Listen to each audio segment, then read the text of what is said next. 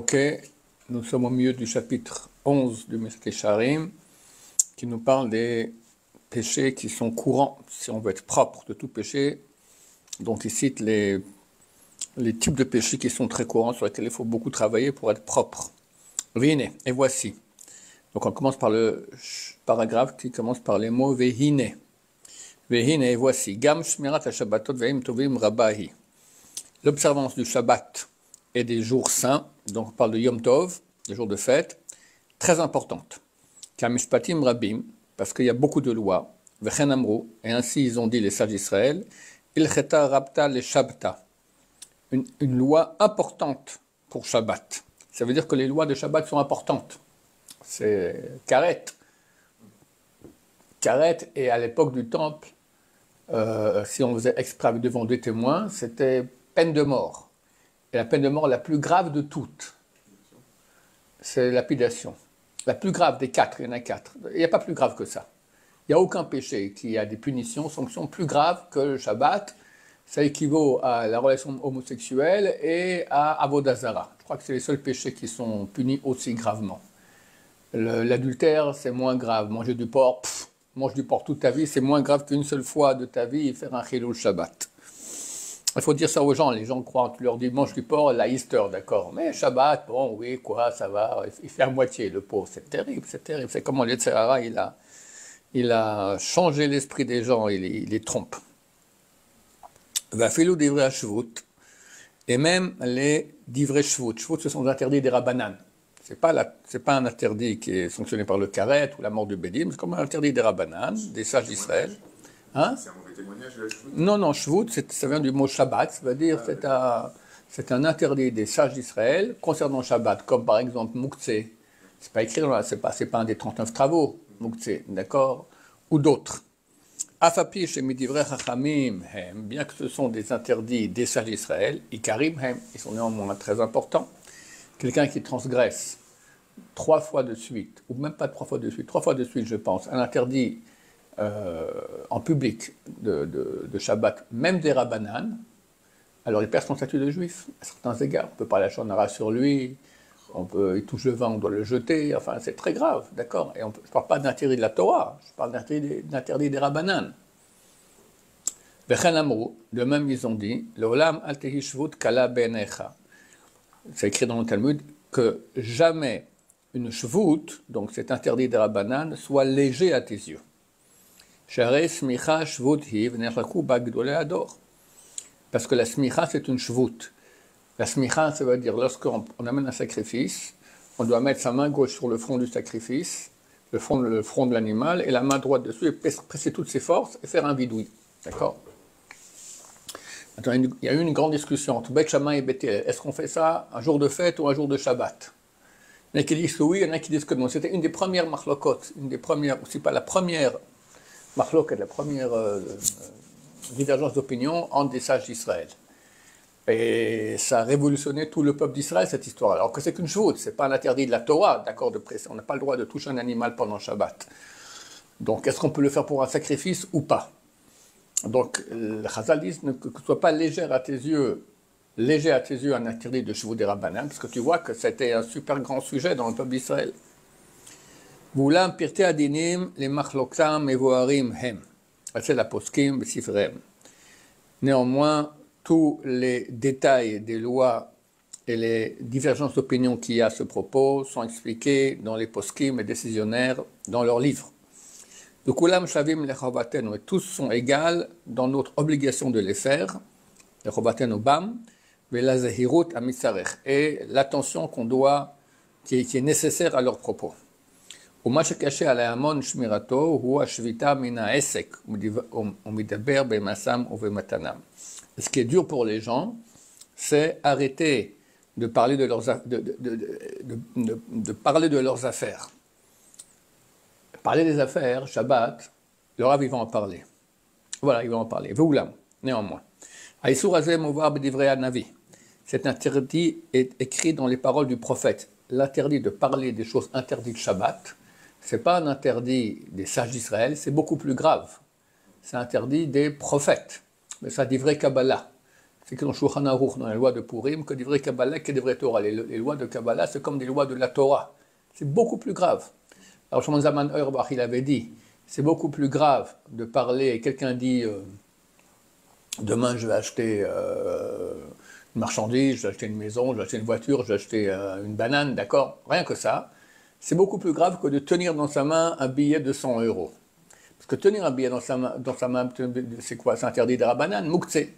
Alors que parler des choses qu'on n'a pas le droit de faire pendant Shabbat, c'est du vrai Kabbalah, c'est du prophète, c'est beaucoup plus grave que les paroles des sages d'Israël. Faire super attention à cela. Non, c'est difficile. Le plus dangereux, c'est lorsqu'on invite des gens. La maîtresse de maison amène un plat, l'invité au féminin dit « comme c'est bon, comment vous faites ça ?» C'est pas compliqué.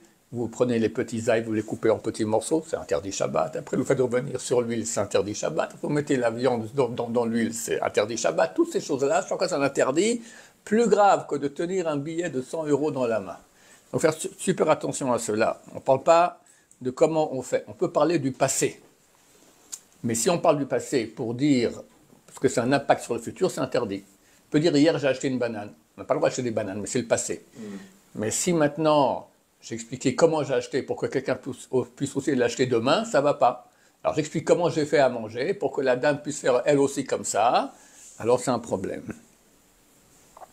La loi est, chez Kol, Maché Assour, attendez, j'ai sauté. Donc c'est écrit dans les paroles du prophète, je n'ai pas lu le verset, Vechibato masod rachecha. Tu l'honoreras de ne pas faire tes voies donc habituelles, profanes, de chol, de trouver tes affaires, de parler des choses. Quelles choses on parle, de quelles affaires on parle, les choses qu'on n'a pas le droit de faire pendant Shabbat, on n'a pas le droit d'en parler. Et là, il va expliquer le Rav. La loi est, tout ce qu'on n'a pas le droit de faire pendant Shabbat, on n'a pas le droit de faire des tentatives dans ce sens. Ou le rappeler. Donc, c'est-à-dire quoi? Quelqu'un, il veut arranger son champ, d'accord? Et pendant Shabbat, il va aller voir qu'est-ce que son champ a besoin, des choses comme ça, c'est interdit. Mais là, il n'a pas le droit non plus de rappeler avec sa bouche quoi que ce soit de choses qu'on n'a pas le droit de faire pendant Shabbat. Je vous dis, c'est le plus, moi que le Rav le cite en premier, d'accord? Il n'a pas dit allumer du feu ou quelque chose d'autre, parce que c'est très très courant ça. Beaucoup de gens ne savent même pas que c'est interdit. Et c'est beaucoup plus grave que le reste. Velachen. C'est pour ça qu'on n'a pas le droit d'aller visiter ces biens pour voir ce qu'ils ont besoin demain. Ou sortir, le type il doit partir en voyage samedi soir. Alors déjà pendant Shabbat, il avance jusqu'à la sortie de la ville. Comme ça, il est prêt à sortir immédiatement. C'est interdit. Tu fais des choses qui te chol, c'est interdit. Il est interdit de dire cette chose demain, je ferai demain. Cette chose là, je ferai demain. Si c'est une chose qu'on ne peut pas faire de façon permise, je peux dire demain je vais à Tel Aviv.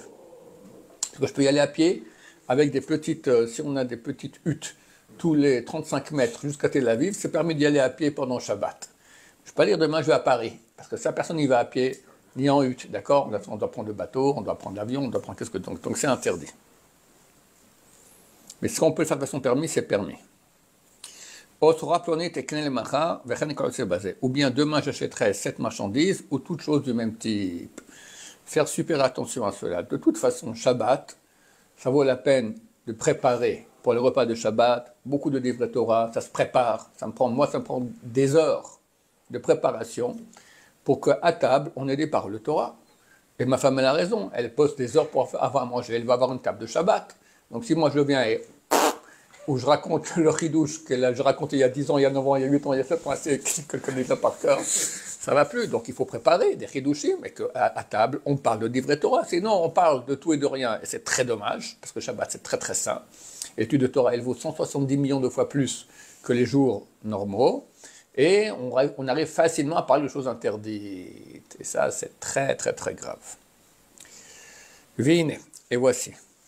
Ad ena dibarti min ksat mitzvot. Je vais rajouter encore maintenant des choses que le Rav ne rappelle pas. Ben apprend les lois de Borer. Borer, c'est de la Torah, interdit de la Torah. C'est très très très facile. Tu as maintenant dans ta salade quelque chose, un truc que tu veux pas, tu mets dehors de la salade, pas transgresser, c'est pire que d'avoir allumé du feu. Pire, pourquoi je dis pire? Parce que la lumière du feu, il y a une marloquette, si il y a un carré dessus ou pas. Mais borer, c'est clair, tout le monde est d'accord. D'accord? C'est complètement interdit. Bon, il faut apprendre les lois. Je ne vais pas maintenant faire un cours sur borer, mais il faut apprendre ces lois-là, parce que c'est très très courant qu'on transgresse borer sans faire attention. Et c'est très grave. Ça, il faut apprendre aussi les lois de Mouktsé. Qu'est-ce qu'on peut porter Shabbat, qu'est-ce qu'on ne peut pas porter, comment on peut porter, comment on ne peut pas porter. Voilà, c'est les choses essentielles. La parole, pas parler de choses de chol, qu'on ne peut pas faire pendant Shabbat. Mouktsé et borer, c'est les interdits que les gens transgressent le plus. Maintenant, parfois on néglige justement, on se dit non mais c'est pas si grave que ça. c'est très très grave, il n'y a pas plus grave que ça dans toute la Torah. Comme j'ai mangé du porc à côté, c'est de la rigolade. Et il faut apprendre les lois. Il faut apprendre les lois. Voilà, Shabbat, ça vaut la peine, à table, de tous les Shabbatot, laisser un petit moment d'étude des lois de Shabbat.